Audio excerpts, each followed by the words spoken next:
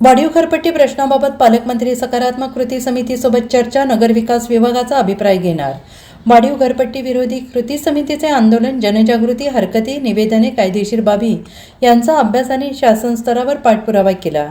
समितीने आज कायदेशीर, प्रशासकीय आणि तांत्रिक मुद्दे पालकमंत्र्यांसमोर मांडले. पात मांडवली मूल्यांच्या आधारे घरपट्टी निश्चित करण्याची पद्धत, मालमत्तेचे योग्य सर्वेक्षण आणि मूल्यांकन, प्रत्यक्ष वापर, बांधकामाची स्थिती, चटई, बांधकाम क्षेत्राचा विचार, रेडी रेकनर दराचा वापर, बाजार मूल्याशी संबंधित कायदेशीर कारवाई, तरतुदी, महानगरपालिकेच्या उपविधींचा अभाव, कर आकारणीची प्रक्रिया आणि नागरिकांना देण्यात येणाऱ्या नोटिसांमधील पारदर्शकता या महत्त्वाच्या बाबी निदर्शनास आणून दिल्या. पालकमंत्री पाटील यांनी कृती समितीने मांडलेल्या मुद्द्यांवर नगरविकास विभागाचा अधिकृत अभिप्राय घेण्यात येईल आणि त्यानंतर नियमानुसार आवश्यक ती कारवाई करण्यात येईल असे आश्वासन दिल्याचं समितीनं माध्यमांना सांगितलं आहे.